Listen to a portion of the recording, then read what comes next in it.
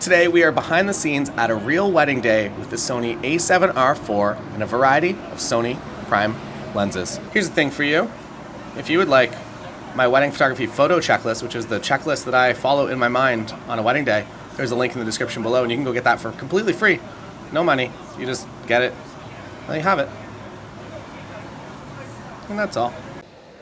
So it turns out that I don't have the high res of my intro with me on this trip, so here's my new intro, which is just a video of this chair. Hope you loved it. Check, check, teachers love checks. Already dropped this on the ground one time today. Hopefully that's all. We're in lovely Santa Monica, California, and I figured I would offset the coldness of this video. It's very nice outside today, if you can't tell. Though we did get about 1 minute and 22 seconds, which is actually I have the GoPro footage. So I can tell you exactly how long we were outside. And we were outside for 1 minute and 22 seconds. But you're gonna see that session a little bit later in this video. Maybe, I don't know. Should I mention this? Let's mention this. We're running a few stress tests. This is the Stella Pro reflex light, and it is an LED light. I'm not gonna point it right at the camera, but it is bright. It is 6,000 lumens on battery power and 9,000 lumens if you plug it into the wall. I'm using the incorrect USB-C cord right here, which is why it looks ridiculous. But essentially, it is a video light that's really, really crazy bright. But you can also plug if you have a Godox transmitter or any other transmitter, you can actually wirelessly trigger this as a flash. So it is a 6,000 lumen video light, but then it overpowers to 12,000 lumens, I believe, when you actually trigger it as a strobe, which is very, very interesting to you hybrid shooters out there. Shouldn't do that. Anyways, I'm running a stress test on it. It's at maximum 6,000 lumens, and it's been running for about 35 minutes now. So I'm just curious how long it will actually go on that battery. We did a shoot around Santa Monica last night where Scott Robert Lim used his, I would say, just in general use for maybe 2-3 hours. Obviously not full power, daylight environment, but he used it for the entire shoot, got home and told me it was still at 70% battery. So I don't know, I'm gonna say pretty cool unit. You can just bring this, you can throw this in the corner and just kind of light up a little bounce. Direct, it's very, very harsh, but if you get a little shoot through umbrella, or you just literally, what I'll do is I'll just bounce it off of ceilings or metal things like this, just add a little bit of light to the scene. Obviously we're outside, it's already bright enough, but yeah, so if that goes off, I'll alert you. Otherwise, it'll be part of the review coming up soon. Other things to talk about, you're going to see throughout this video a lot of use of my black and white preset. It is part of the 2020 preset pack, I believe. I still use, even though I feel like I shouldn't have dated them because I feel the need to update them, but I'm super happy with all of the presets. So if you are looking for presets to make your work a little bit more cohesive, maybe check them out. If you're part of the members site, you get them included. You get $3,000 of other stuff included as well. I won't go into the full sales pitch, but there is a lot of stuff that you get when you sign up to be a member. And also Book More Weddings 2022, which is out now, and it's 10 things that you should be doing in your business right now if you want to be successful in 2022. Let's head on to the wedding day. It's going to be a little bit different. Usually I am at, this feels really dumb, I don't know, I could have clipped it, but I didn't. And usually I'm at a microphone, I do my voiceover, I play the thing, I record the voiceover. Today, I'm going to do a little bit different. I'm going to just watch the shoot, and I'm going to talk about it, and that's how we're going to do it today. Here it goes, loading into the wedding day. The reason that I actually use lens hoods is never to block flare like they're supposed to be used for. It is actually to just protect my lens, so I don't use any UV filters or protective filters. And if I bounce my lens off a chair or whatever, if it's my second camera and it's dangling off my arm, a little more protected with the lens hood. Never had any issues in my career. Here I've walked into the reception space first that I just kind of took a look to see if in fact it was ready for me to photograph it. It is not. So I went back downstairs to photograph the cocktail space. This is Lindsay and Natalie. This is technically Lindsay's wedding. I joined last minute because I had to do a video for Sony that was a real wedding day. I typically start with the wide lens. I'll walk into the room, I'll do all the wide shots that I need, especially if no one's around. That's really wonderful timing. And then I will switch to an 85 and I'll get more details, photographing every element that someone has brought into the wedding. Here we go, following Lindsay's backpack. It is a Peak Design everyday backpack. They're great. If you have one, you probably agree. I would say as far as purchases that I've done over the years that have been dumb, Peak Design actually didn't gift me this bag. They've gifted me some other things that I also love. I would say I get the most use out of the Peak Design Everyday Bag. Specifically, I think it's the version 2 now. There is an affiliate link in the description if you want to pick one up. I get a few dollars from that. You don't get anything. I'm sorry. You don't have to use it if you don't want. That's fine. But please use the affiliate link so I can buy a new mic clip so I can actually clip this on myself next time. And you don't have to look at me using the tiny handheld microphone here. But the Peak Design backpack, I don't personally use one for a wedding day. I use Peak Design Everyday Messenger, I guess, the newer one as well. I love that for my wedding days because my gear kit is somewhat smaller. Lindsay still has a digital SLR. She still has the D850 with her, as well as a few lenses. So requirements are a little bit larger for backpack. And it also comes down to your personal preference. Do you want a backpack? Do you want a messenger bag? It's up to you. I don't recommend a rolly bag. I feel like gear is, at least in wedding days, is getting small enough now. Maybe that's not true, it's still heavy. But I would say if you can avoid getting an actual rolly case, I would probably do that. You're more mobile, you're able to just like, if something's happening on the wedding day, you're able to get there quickly. You don't have to worry about leaving your gear in a park and having it stolen or whatever it might be. Back to the wedding day. Here we are, some guys getting ready. Again, I am the second photographer today, so I'm not doing a whole lot. I am here alone though, and if you have a 35mm lens, there's a pretty good chance that it works as a good macro lens on a wedding day, or at least you can get by with it on this A7R IV, 60 megapixels, which is ridiculous. You can, I guess any lens is a macro lens when you can crop in so extremely. A few detail shots, and then we are heading back to the girls to do more details there. I would say that every single wedding day begins with me photographing the details. So I will walk into that room and I will not just immediately start taking photos of people. I feel like that's a little too abrasive. I will find whatever the details are, I'll walk in. That'll be kind of my positioning task. I'll be like, hey, nice to meet you. Don't rush to get ready. I got lots to do. Do you have the rings? Do you have flowers? Do you have boutonnieres? Do you have, I don't know, whatever, watches, whatever it might be. And typically people will just start handing you things, and if they look like things you should photograph, you should probably photograph them. I also have, I'll put a link as well in the description, I have a photo checklist that I don't, it's not like an official thing that you have to get every single one, but it's kind of been, at least in my mind, it's the checklist that kind of plays. And it is, I would say, helpful maybe the first couple weddings you shoot to just kind of go by that checklist. So there's a link in the description below for that. And back to the wedding day. Here we go, photographing the flowers. Here it goes, 3, 2, 1, boom. Goes the dynamite. Wow, flowers, right? Again, utilizing the 35 as that macro lens.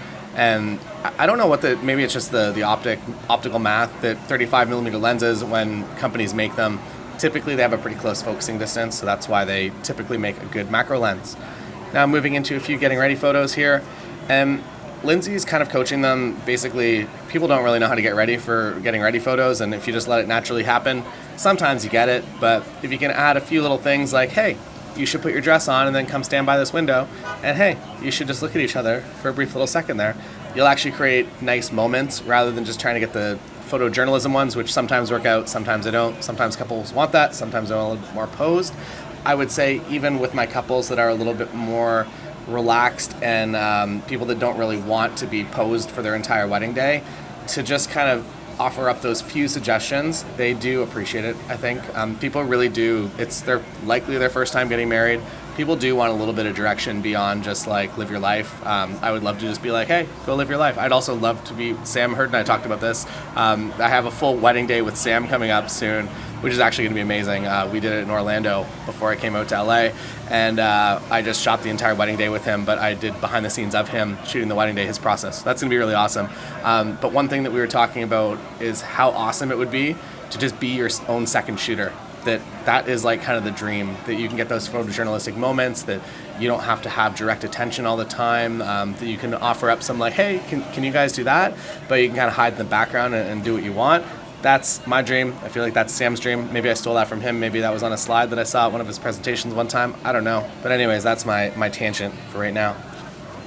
A few shoe getting ready photos, and the light in this room is just amazing. If you don't have such great light in a room, you can walk into that room, you can light it up a little bit. Here you go. There's an option. And point that at the ceiling and get that nice light in here. Here we have windows on both sides, so it just makes everything look amazing. You don't have to do anything. You don't have to work too hard. I feel like maybe that's another thing to talk about briefly here. I'll pause the video. When I was first getting started, I really thought that off-camera flash and off-camera light was the thing that I had to do in order to create professional images. And it is sometimes. There's some environments you find yourself in that you can do a way better image with some form of off-camera light, but you should really learn to identify and use good natural light first. And this comes from, I don't have my phone with me, but I will literally walk into a room, and if I'm just not sure where the light's going to be the best, I will do selfie cam, and I'll just walk around the room until I find the spot that I should be at, and then I'll put the bride or the groom or the brides or the grooms there, and I will go and find the spot that can photograph them in that light. And if the background is absolute trash, I will shoot it at 1.4. And if it's still trash and the background's too close and it doesn't compress nicely, I will maybe at that point consider doing off-camera light. I would say in getting ready circumstances, it is super rare. I think also from a photojournalism standpoint, when you walk into a room, again, going back to you want to photograph the details, let everyone warm up. If you walk in, you drop down like an octabox in the corner and you're blasting it at full power, people are going to be very aware of the fact that you exist there. Maybe that's awesome. Maybe that's the thing that your couple hired you for, and if so, awesome, do that. I would say that most of my couples, they do not want that. So if I showed up, that would be very uncharacteristic, and it would be a weird, awkward start to the day. So rather than that, I just kind of try to warm things up very slowly rather than coming in too hot and making people awkward. Again, it is my goal of every single wedding day to just get people to the point that they're just themselves in front of the camera, which is sometimes easy, sometimes it's very difficult. It's more challenging on an engagement shoot because you're obviously just showing up and like we're here to take pictures, let's go, and it's going to be weird for a minute. On a wedding day, I feel like you can get them to that point a lot quicker, and usually there's alcohol involved too, which usually kind of speeds things up. So have another mimosa, everyone. Back to the wedding. Here we are. Look at your flowers, right? I don't know if that was the direction. It might have been. I feel like it makes for a very nice image. Look at some stuff.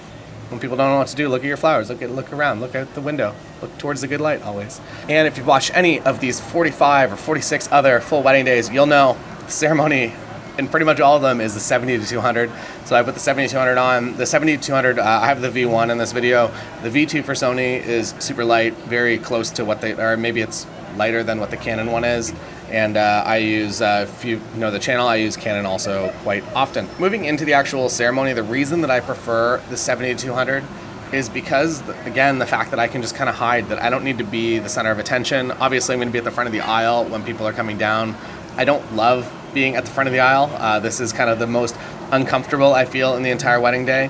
But with the 70-200, I can zoom around and get all the shots that I need, as well as when I start going to kind of the side aisles in the back, that I don't have to be directly on top of them for their first kiss or for their ring exchange or vows. Also, spoiler, ring exchange, you're never going to be happy with the photos. I can think of maybe one wedding where I actually got photos that I was like, wow, I really knocked that ring exchange out of the park. So if you're on wedding number 5 and all 5 of your ring exchanges have sucked and they've like hid rings behind hands or something's gone wrong, just know that happens to every single one of us. And if you have shot a good ring exchange, let me know in the comments, because that's not a thing that I normally talk to people about, and I would love to know your feedback specifically on this weird specific matter. Coming down the aisle, shooting lots of photos. I don't know if I overshoot the day. I would say that I definitely take more photos maybe than necessary, but that's fine. It's a once-in-a-lifetime thing. I don't mind. People call me up for like spray and praying on the internet, but I don't know. If I get the shots, like this is a once-in-a-lifetime thing, I'd rather just overshoot it and make sure that I have it for sure. And then if the dad blinks in one or somebody's taking a weird, awkward step or something, I can just go to the next photo rather than trying to just deliver something that's maybe 3/4 as good as it could have been. Memory is cheap / kind of free if you already bought the cards. And it's getting real loud out here. There's some construction, there's airplanes, helicopters. I will also say with the 70-200, most of the time I am shooting it either at 70 or at 200, which is, I don't know if that's normal. I feel like I've been that way, that I've either on one extreme or the other extreme most of the time. So it's nice to have both of those. I wish somebody would make the old style Leica lenses where you can go from like 35 to 50 to 75 or whatever it was. It was just like 3 specific focal lengths and it was just hard stops in between them. I'd love something like that, but I don't know. Maybe I'm not a person that people should design lenses for, because that's way too specific. At this point in the ceremony, I've actually changed to a 24mm lens, which might be like, what? Why'd you do that? Again, shooting a wedding with my wife, Lindsay, and I want to do something a little bit different, so whatever lens she's on, I'm usually on something a little bit different. I will say specifically in this case, a 24 is a bit of a risky play. I don't think I'd use one as a main shooter, maybe a 35, usually a 70-200 or an 85 in this circumstance. And the reasoning for that is that somebody's going to do something weird on the edges and they're going to ruin the photo. For the first kiss or something, somebody's just going to be like clapping and their eyes are going to be weird, or something's going to go a little bit wrong and it's not going to be the best photo. I went with the 24 today because I knew that Lindsay had the shot, had the official shot, and I am overall very, very happy with it. Everybody was happy, everybody looks good. And then coming down the aisle, I stayed on the 24, and I really just love wide-angle lenses in this situation. I'm shooting kind of from the hip almost right here. I'm not really looking, I'm just looking and making sure that I'm not going to walk into Lindsay or that I'm not going to walk into her frame.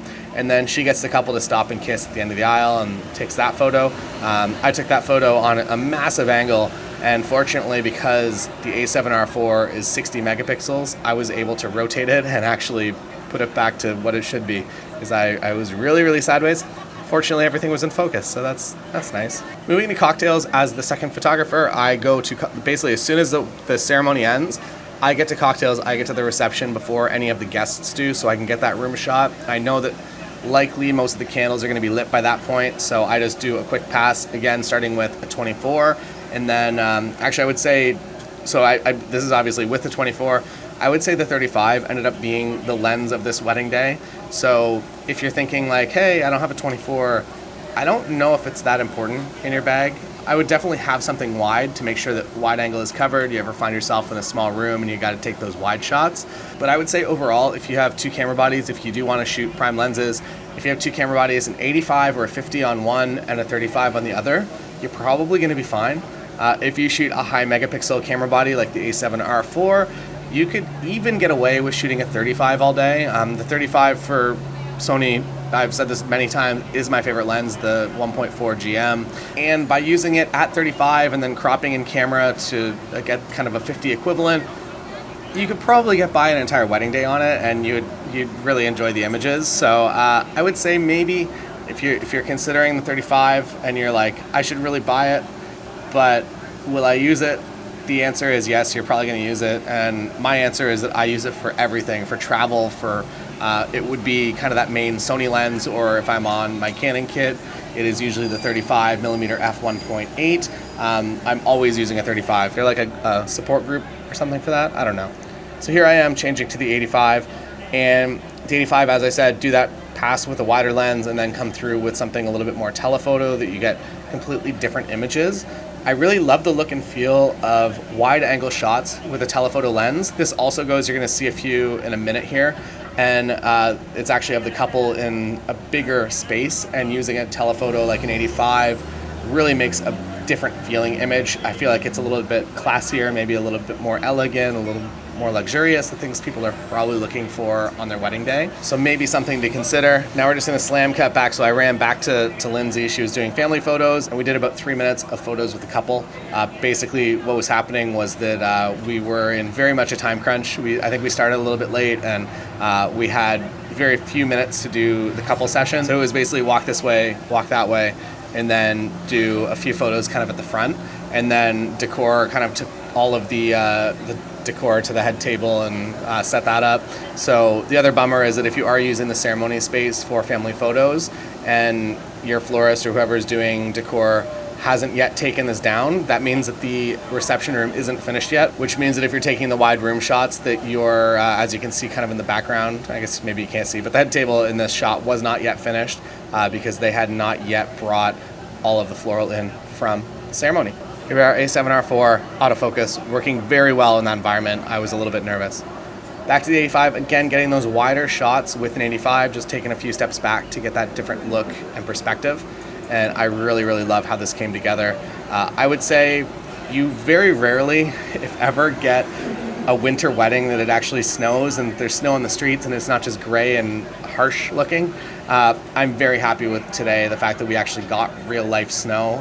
It's not something, even in Canada, that unfortunately happens at every winter wedding. Coming into the reception here, I'm typically on my 85 for most of this part of the day, which I don't know if that's right or wrong. It's what I've been doing for years, and I've really enjoyed it. It allows me to, one, stay at f1.4, so I get very low ISO, very high quality photos, although high ISO in cameras now is ridiculous. It doesn't really matter if you stay that low.